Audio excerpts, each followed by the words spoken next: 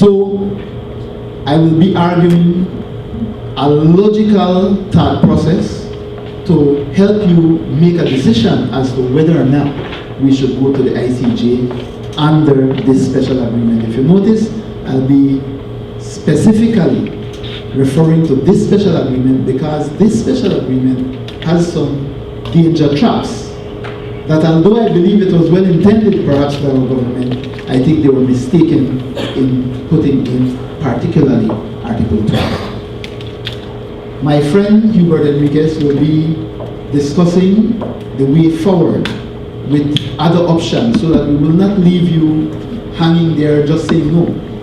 He will be telling you about a critical option that I believe is being overlooked and that we haven't tried. As Ambassador Murphy has said, that the Guatemalans have, over the past years, changed their positions time and time again, but just so that you understand what is at stake. I have this map up here to show you that the best recollection, and this is from Prince Enriquez, says that they want from the George Price Highway all the way down, which will include half of Belize City also. Nobody really knows what they want. They change their minds quite often. Brothers and sisters, learners, the details of this whole matter as to why we say no to the ICJ under this special agreement is in the details. Ambassador Murphy showed you this very Article 2. But when you really read it, I won't be reading it, I just highlighted some of the important issues here. When you really read it, it will tell you that we are asking the court to issue or to discuss any and all legal claims. Any and all legal claims. We don't really know what they are at this point in time. And this is the one that I think is upsetting, is that they're asking the ICJ to determine the boundaries of Belize, as if the boundaries of Belize is not already determined by our Constitution. So, that is one. Let me give you a further explanation of this. This is not a joke. This is an existential threat to our country. We're asking the court to make an unappealable decision. My friends, if we lose this one, that's it. Belize is gone. We have never been in a position historically, in this position. Belize is gone. If we lose, we're asking to draw the boundaries regardless of our Constitution. Just so that we understand what these sources of law, but Ambassador Murphy also put up this slide, and I highlighted some of the things on it because you need to read it. When you read it, then you'll understand the perils of this whole thing. Yes, there are sources of law of the ICJ under Article 8, but read this one. International conventions, whether general or particular, establishing rules expressly recognized by the contesting state. Now you know that Guatemala has already repudiated this 1859 treaty. Now, it must be expressly recognized. That's the first hurdle we might have to cross there at the ICJ. Whether or not the ICJ will say, yes, you must recognize it because after all, the way you repudiated this treaty is not legal, then we win one. But we have many more to go. All of these other issues here, international customs, general principles of law, and the judicial decisions and teachings are subsidiary means. Okay?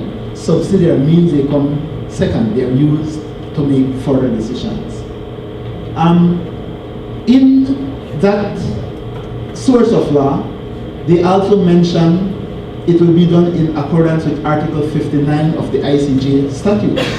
And I put this up here because I want you to understand that Article 59 speaks about the application of precedents, what the court has judged before. And I want you to know that I'm not making this up. This is the actual text from Article 59, which says that the decisions of the court has no binding force except between the parties and in respect of that particular case.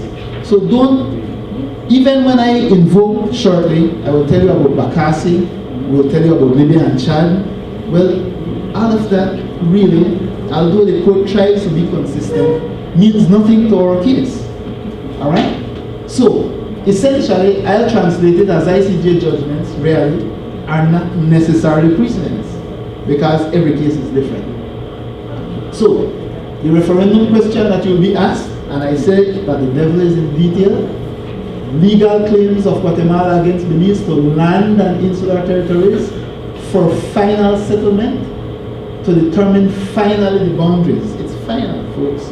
It's not a joke. We can't go back on it. And we have to consider it seriously.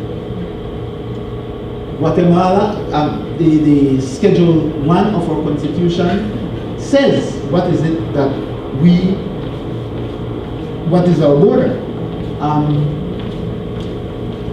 I say, is our case ironclad? After you look at it, you'll have to do a little bit more studies, but you'll find that morally, at the United Nations General Assembly, we have been supported for close to 30-some years, 38, 39, 40 years.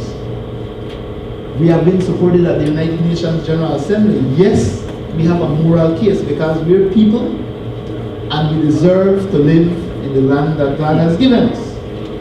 Ambassador is right. The grandma no bury a free grandma bury. But legally, at the ICJ, we may or we may not win this case. I will tell you that the courts is a theater of surprise. All of you who have gone to court know that it's a theater of surprise. And I would hate to be the one being surprised. And so, I would like to touch on what can we win at the ICJ. We can win something, and some good things too. Guatemala's claim can be declared null and void. Then there will be less military threat from Guatemala, if Guatemala is satisfied. We'll have peace on Guatemala's terms. They are the big bully, they have gunboat diplomacy. If Guatemala is satisfied, we'll have economic and cultural cooperation at Guatemala's terms, if they are satisfied. And so I say, my friends, this is like bungee jumping to win a lotto ticket. All right? You jump, you risk your life, you win a lotto ticket, you're sure to lose that one. All right? So, what can we lose? I told you what we can win, and essentially that's all I found that we can win. Now, what can we lose going to the ICJ? I got this quote from a young high school girl, and she's telling us that, and this was in 2013, after 38 years of supporting Belize's right to self-determination and independence and territorial integrity, the people of Belize, of their own free will, unnecessarily risk it all at the hands of an unpredictable court. That is a travesty, should we get there, and should we lose. Unpredictable court, and we risk it all. What can we lose? Let's go on. We can lose half of our country, or even more. Sometimes the Guatemala will claim everything. Graves, people, everything. And the question is, has the ICJ done this already? It has. And as late as 2002, that's just the other day. All of us were born before that, but we didn't hear about it. The Bakassi Peninsula was ruled by Nigeria for over 150 years. And it has about 300,000 people, just about the size of Belize, about the population of Belize. And the ICJ, well, Cameroon and Nigeria went to court over this area. And Nigeria thought it would win, but it lost. And it lost the entire area with the people. The people are now protesting, and the verdict had to be effected in 2008. Here is a picture of the demonstration in 2012. It was after the loss of Bakassi that the people began to figure out that, hey, listen, we're in trouble. But it was too late. This is an unappealable decision that we're dealing with. It should not be taken lightly. All right? Philip Wilson said at the time, to save your country is before you lose it. And that is my admonition to you too. My friends, litigation does not settle anything amicably. Okay? The winner will be happy, the loser will be hurt, they will seek redress or even vengeance. And when both lose, because that could be the case when both of us lose, then the animosity boil over and we have a worse situation in our region. Right? So, quickly summing this first part up, is the ICJ good for Belize under this compromise? We say no. The consequences outweighs the benefit.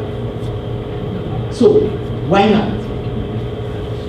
Why not? Belize does not exactly know what Guatemala will be claiming. Just imagine if we knew what Guatemala was claiming, perhaps we wouldn't have to go to court. Maybe we could settle it amicably by negotiations. But if we do not know what Guatemala wants, it doesn't make sense for us to go to court. Why not? This case, my friends, is not suitable for judicial settlement. Guatemala's territorial claim is based on colonial law. There was a different time there in 1960, the United Nations said that all colonies must be free. That is decolonization, and we now live in a time of decolonization. The time of slavery was abolished. Colonialism was abolished in 1960. And therefore, the idea of going back to a court that rules on colonial rules and that deals with colonial norms does not make sense at this point in time. Okay? So, let us embrace our own opportunities. Why not? This special agreement that we're speaking about, it violates every single provision that the United Nations has repeatedly allowed for Belize. Belize is a poster boy, a poster child of decolonization. And Belize, Hubert will tell you that Belize got some special resolutions that no other country has gotten from the United Nations. And this is something they said, that any such settlement, any settlement we come up with, must ensure the preservation of the inviolability and territorial integrity of Belize. This, my friends, actually goes against that. Why? Only those who promote it. So, there was an official abandonment of Belize's Nestor. Did you know that? There was an official abandonment. In 1985, Guatemala changed its constitution to remove the statement that Belize is from Guatemala. This compromise here allows Guatemala to officially resurrect its abandoned position. Why will we go back? It baffles me. And I hope that we will get some answers over the next few sessions. So, Belize's Nuestro, under this, will have an opportunity to come back to hurt us. So what are the falling out? I'll be concluding right now. What are the falling out? We'll be opening a can of worms, my friends. The problem that we face now is really an Anglo-Guatemalan dispute, and where is the British? Where are the British? Will Belize move to impede or join the British in this case? Will Honduras intervene? Will Mexico intervene? These are questions that we have to ask. It might be a can of worms. It is not as simple as Belize and Guatemala holding hands and going before the ICJ. There are other international people and organizations at play here. Troubling questions, and this is for you, all of us, and I say this without disparaging any of our brothers and sisters who live in the north or south or who are Guatemalans. We embrace everybody, but will voters who are born in the unclaimed area and living in the unclaimed area be allowed to make a decision for those who are living there? Will nationalized Belizeans, particularly Guatemalan origin, be allowed to make a decision to risk Belizean land? That's just a question. I'm not answering for it. Will the integrity of our voters list, something that we have been pressing for years, the integrity of our voters list, be ready to allow such a vote? Will we have re-registration, redistricting, and all of these things? Our government is not preparing for that role. And so since, believe this or not, both parties, both the UDP and the PUP are in bed on this issue, who will be there to protect the next side, our side? Will there be voter coercion, electoral fraud? All of these things we have to consider before we make a decision to, as a people, go into this issue. And who will set up the vote? So I will conclude here by saying, by addressing something that I've heard over and over again. Negotiations have failed. My friends, any one of us who understand management will know that negotiations is a process. It cannot fail. Negotiations can go on and on and on, and at some point we might get to a solution if we negotiate with the right attitudes, the right knowledge, and the right interpersonal skills. Chances are we have not had a good combination of those things on either side or on both sides over the years. I pray that God will bless us and have people who are knowledgeable, who are skillful, who have the right attitude to negotiate the things that we want with Guatemala. And negotiations is not an event. The rounds of negotiations indeed have failed, and I will give respect to those who have tried, because I believe they wanted to solve the problem. But negotiations, the process cannot fail, and we must not chop that out of the way and replace it with simply a judicial decision going to court. And so that is the end of my presentation, but Hubert will finish the next part.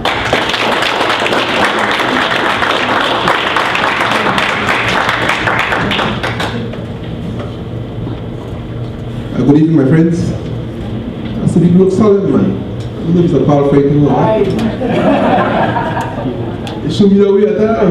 It's a serious discussion we need, of course, but it should be that double. Well, my role here today, my friends, is to look at the options that we have available, because you know, we have heard the statement that, in fact, we have tried everything. And that's the reason why now what is left is only the legal option. What I want to present to you, sisters and brothers, is an option which we haven't tried, but which is clearly set out in the UNGA, United Nations General Assembly resolution that was passed in 1980. Now, for those of you who are keen on this matter of Guatemala, you will know that ever since 1975, there were several resolutions passed on behalf of Belize. But the most important one, which I'm going to talk about tonight, is the one in 1980. That one has a substantial amount of teeth in it. I want to discuss it tonight. That was the resolution 35/20, and it was passed at the 57th plenary meeting on the 11th of November 1980. Now, it speaks in the preambles about the declaration on the granting of independence to colonial territories. Very important, and I'll tell you why in a short while. Just take a note of it. It goes ahead, and even the preamble, it also reaffirms the same principle. The granting of independence to colonial countries was passed as far back as December 1960, where it stated that in fact all peoples have the right to self-determination.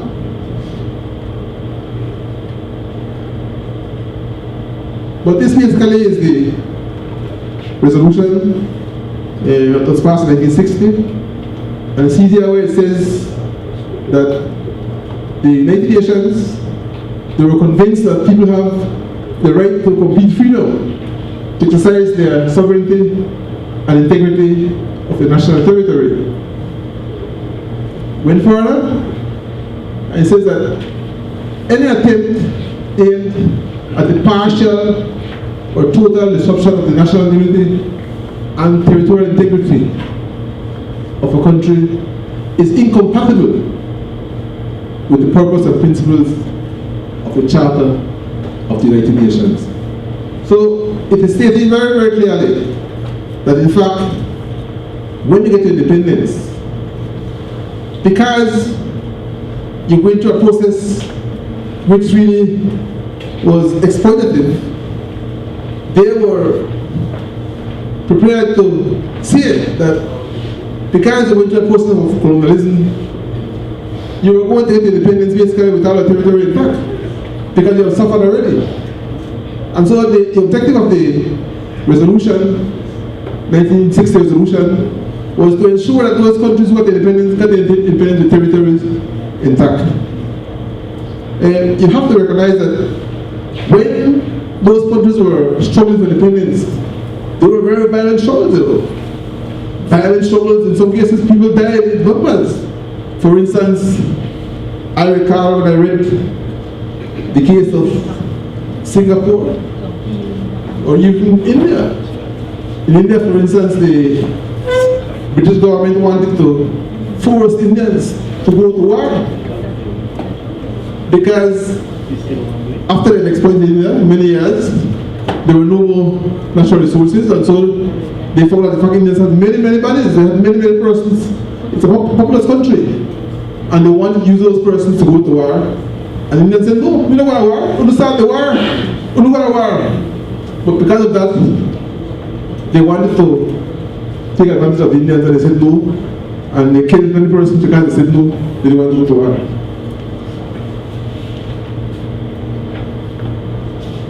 So, the struggle for independence was a violent struggle.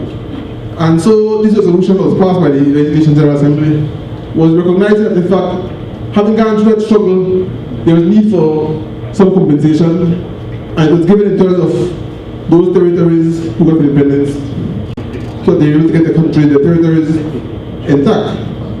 Now, coming back to the resolution.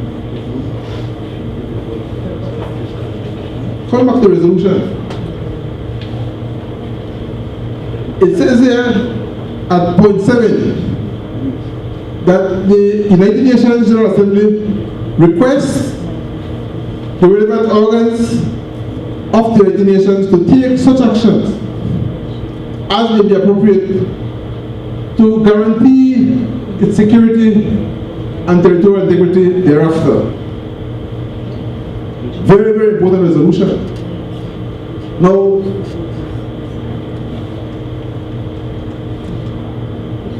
it is important for several reasons. I've underlined some important words here. Relevant organs, one. Because what we see is that the relevant organ that we discussed here is the United Nations Security Council. And you will see, I'm going to describe the work that they do in subsequent frames.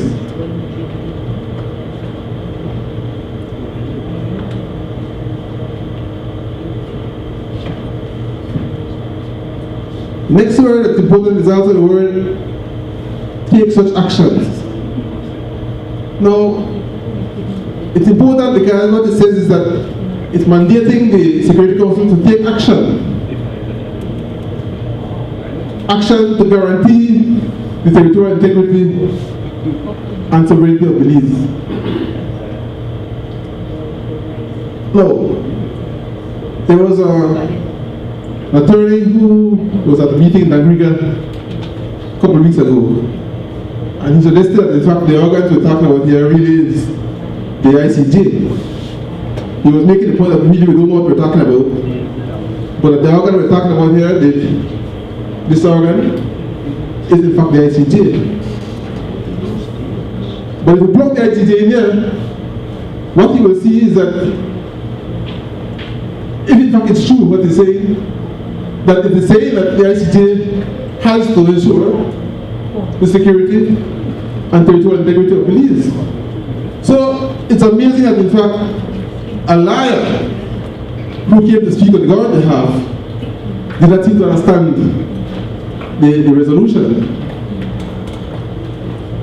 But this resolution is important, my friends, because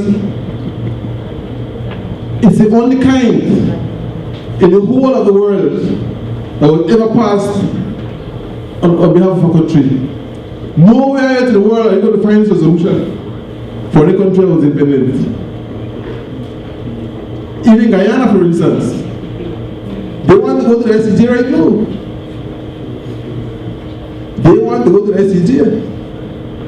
But they want to do so because there was no such resolution on their behalf.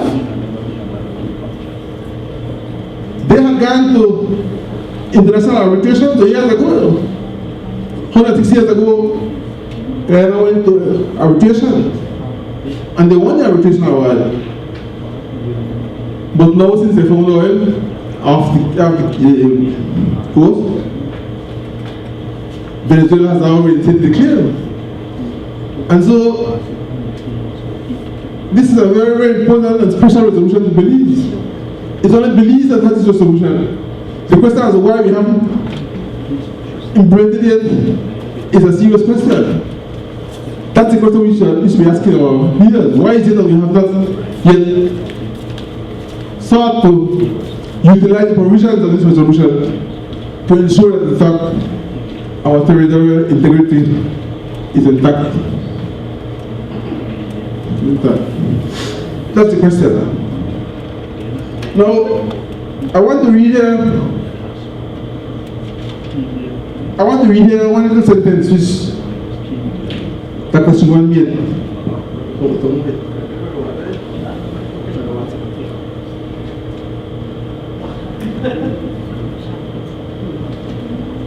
I want to read something.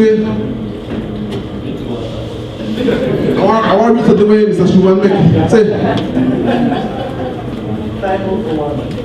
Dr. Suman, in his book, How You Can End the Guatemala Claim, he mentioned that this year resolution 1980, I want to read what it says. No? It says, the 1980 resolution was introduced on 27th of October 1980 and replaced 3 days later by a revised draft. It said, for the first time, we had engaged in intense negotiations with the US government. Now, I find it very interesting because it shows that, in fact, this was a serious resolution. It was not fly-by-night decision. They take a very serious discussion, and also the US was involved with it. So it wasn't by chance resolution as perhaps you may want to make out. No?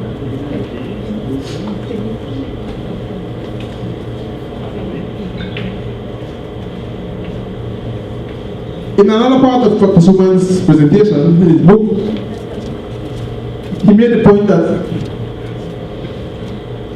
today we have a different Guatemala.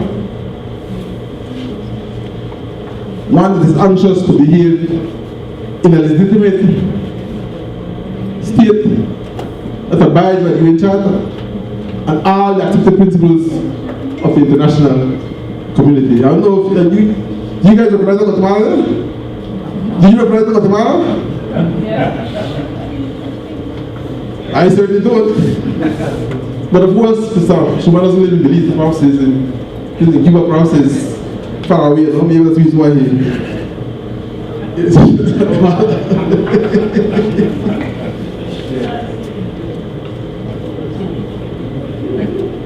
I want to just quickly point out that, in fact, in looking at this whole matter of the UNJ resolutions, there was one Mr. Thomas Frank who made a statement. It's very, very instructive, I think, on this whole matter.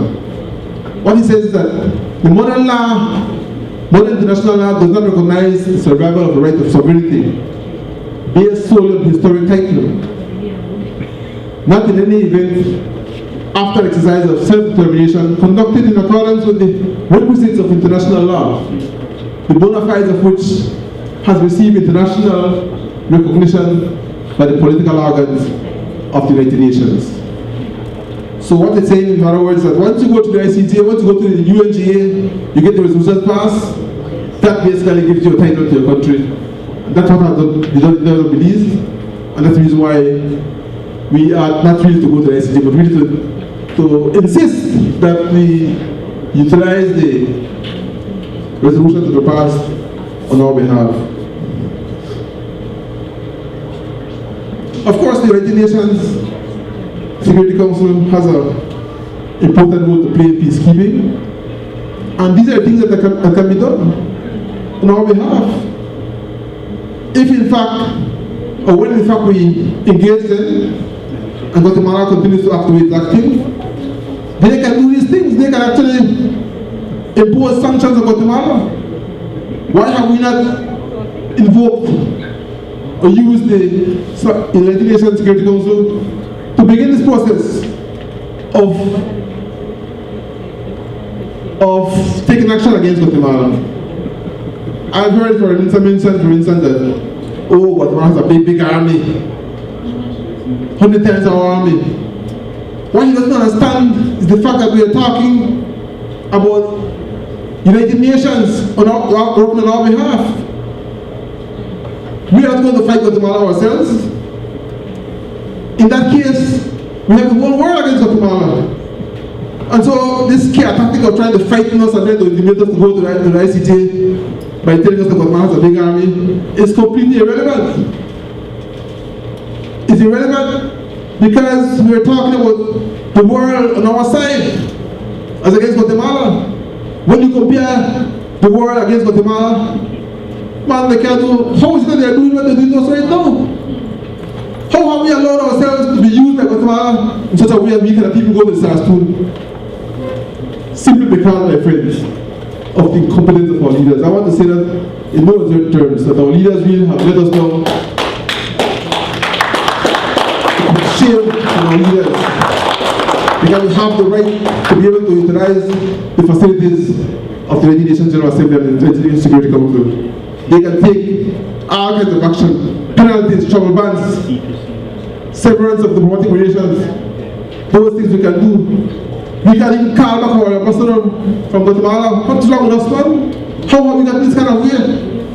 I am really amazed that they've allowed Guatemala to actually get away with what they've gotten away with.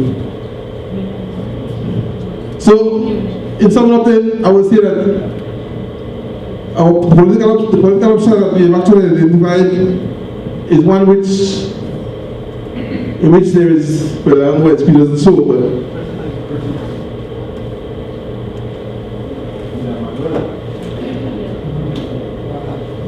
yeah, there is no risk because, of course, we are not subjecting our country to international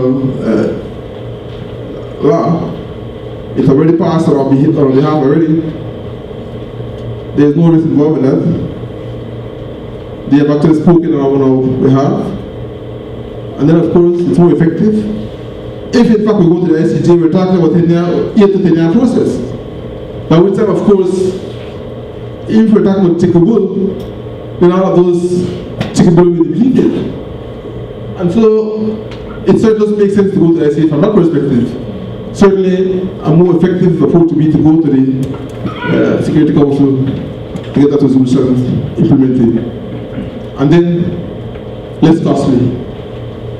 Less costly in the sense that it's not going to cost the $100 million which we estimate it's going to cost to go to the ICJ. So, brothers and sisters, that's our position. Thank you very much for the patience and time, and so you the question. Thank you, Brother Enriquez.